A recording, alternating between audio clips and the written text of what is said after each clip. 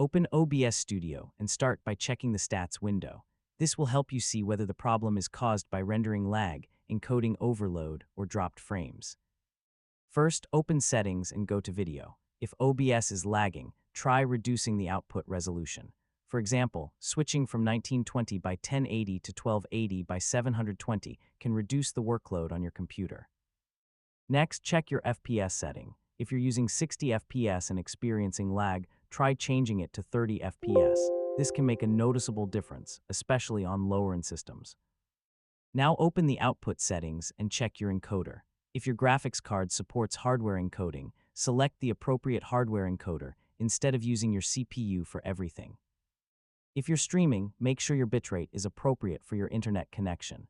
A bitrate that is too high can cause dropped frames and unstable streams. For gameplay, avoid using graphics settings that completely max out your GPU. If the game is using nearly all available GPU resources, OBS may not have enough resources to render your scene properly.